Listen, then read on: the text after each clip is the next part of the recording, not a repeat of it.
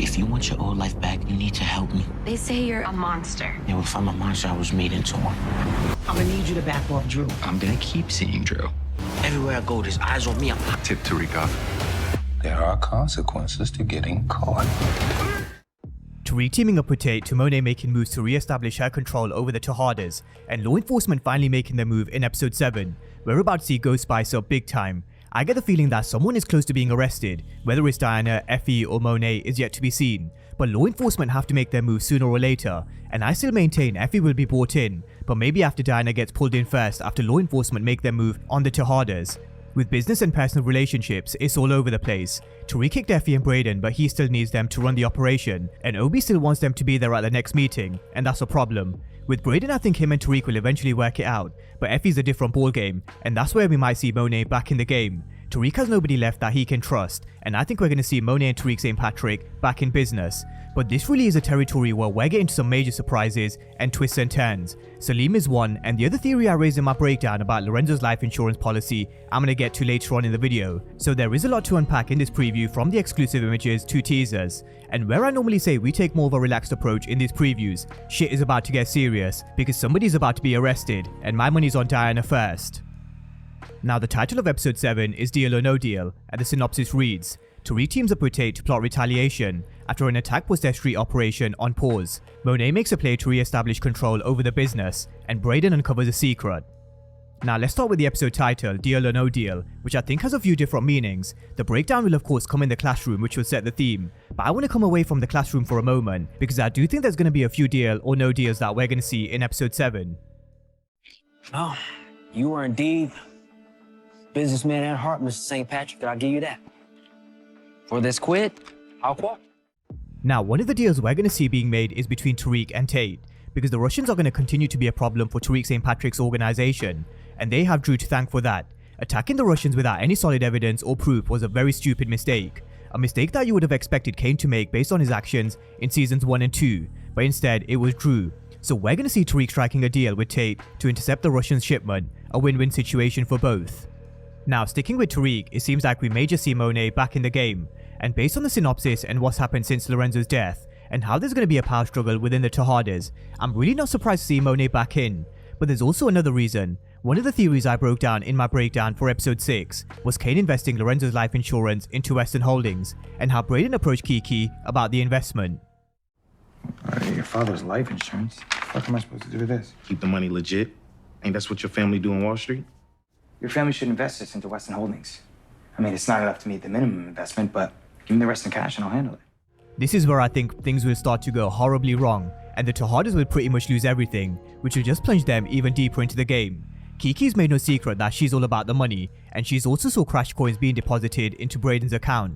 So I wouldn't be surprised if this was something that was raised in this meeting with Lucas Weston, but maybe even Lorenzo's life insurance policy. So let's just keep our eyes on what happens with the Tejadas' cash, and what Kiki's next move is, because I said it after episode 1, Brayden's choice of women hasn't been great, and I do feel Kiki has an ulterior motive. If we were to also refer this back to the synopsis, Brayden's about to uncover a secret, so I wonder what that secret is, and whether it has anything to do with Kiki, Lucas, or Lorenzo's life insurance policy. Now, moving on to the Tejadas, we're going to catch up with them at a family dinner, the first without Lorenzo, but things are about to get a little weird, with Monet looking like she's getting real comfortable with Kai. Now, one thing we have to remember is, Lorenzo's name gave Monet protection in the streets, so with Lorenzo no longer around, I wouldn't be surprised to see Monet using Kai, but that's not going to go down well with Drew or Kane. With Diana, she seems like she's a woman on a mission, and after her last conversation with Salim, we're going to see Salim giving her a rose, and trying to make it up to Diana. But the question I have for Salim is, why is he so persistent with someone like Diana if he knows she comes from a drug-dealing family? Yeah, Google goes both ways, sis. Diana is someone who's very good at doing her research and uncovering the truth, and we only have to look at the Zeke secret and her working on Lorenzo's release. So Google also goes both ways, and Salim Arshay Fake Freeman, who I do think has a fake name by the way, I think Diana is confronting Salim about his past and true identity. Whether he's undercover is yet to be seen, but I still do maintain something I said after episode 3, Salim is someone who can't be trusted. Now, I also wouldn't be surprised if Salim flips this on Diana, because apparently her dealing through the candy store has been raising some questions. So this situation with Salim Arshay Fake Freeman is one to watch. But hold on to that thought, I'm going to come back around to Salim Fake Freeman and law enforcement in just a moment. Elsewhere, we've got Effie in a meeting with possibly a professor at Stansfield, with Effie cutting across a very worried look, and she's got a few reasons to be worried. She's been kicked out of the business, although Kane did say he'll slide her some product. But Effie's about to visit Stansfield rooftop, which now has a camera watching everybody around the roof. She's also the one behind Course Perfect, which is a direct replica of Course Correct, so shit is about to get messy. But she'd be wise not to bring Tariq into it, because there's only one winner in this situation, and that's Tariq St. Patrick, although we do have to say, she did beat him before. We're also going to see them deep in conversation, and Tariq really does need to do something to gain Lauren's trust, because he knows Effie made that move behind his back, and with law enforcement now building this case, he needs Lauren's help. Although from episode 7's trailer, Tariq has somehow managed to gain Lauren's trust because she's telling him what she knows, but will it be enough, and what happens next? Because we're getting to that stage where law enforcement are definitely coming. And this is where we bring it back around to Salim and Diana, with Diana potentially doing her homework on Salik Fake Freeman. Could Salim really be undercover? Because one point I did raise after episode 4 was how did Jenny Sullivan get this picture of Effie and Tariq? So could Salim as well as the camera on the rooftop have a part to play with where we see DA coming into the Tejada house to possibly arrest Diana? We're going to see them raiding the Tejada house, and I feel someone will be brought in and interrogated, and as much as I would love for Monet to be the one to get handcuffs slapped on her wrist, I think all fingers point to Diana and then possibly Effie in episode 8. Earlier in the week I spoke about survival mode, when and if whoever gets brought in for questioning, and when they're looking at some major time, will they take a deal? Now in Diana's case, I can see them throwing everything at her in hope of her turning against Monet, and we all know their relationship isn't exactly the best, and will be further damaged by Lorenzo's death. Diana also knows a lot of shit about her mother, most recently how she was forced into the plan to kill Detective Whitman, so she could really hurt her mother if she wanted to.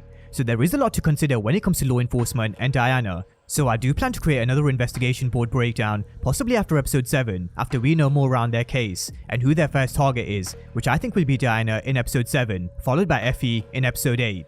Now over from one side of the law to the other, we've got Davis and Sax meeting Theo in prison, and we're getting closer and closer to his release. But when it comes to this whole case surrounding Theo, there's more than just him working on Theo's release. Cooper Sax has been working undercover for Jenny as a CI since the beginning of season 3, and I get the feeling Davis is slowly catching on. In the official trailer for episode 7, we hear Davis telling Sax there are consequences to getting caught, so let's just take this back a moment. Sax called Monet from Davis's burner. He then went into his drawer and found the police file which was stolen from Detective Whitman's home. But that's not all. Davis's assistant definitely saw Sax go into his drawer. Monet also told him stop calling him and hanging up. So as we're entering that territory around episode 8, which is always a big episode in the Power universe, expect to see a lot of revelation and secrets coming to light, and this could be another. Let's not forget, there's also Theo holding a gun to Sax, which probably isn't in episode 7, but possibly in 8, so I think shit is about to get real for Cooper Sax. Now elsewhere there's an issue around Gordo coming in between Monet and Drew, with Monet trying to re-establish her control over the Tejadas. I wouldn't be surprised if Gordo was taken off the chessboard, because sooner or later, Drew has to find out he was the one behind Lorenzo's death, and when he does, he's definitely gonna turn. So with that being said, that's a preview of all things episode 7, based on some of the exclusive images and teasers. So drop all your thoughts down below in the comment section and let me know your predictions, because this is where I expect there to be some big surprises and twists, with law enforcement finally making their first arrest, and my prediction is Diana. So drop all your thoughts down below in the comment section, and as always, thank you guys for watching, and I'll see you next time.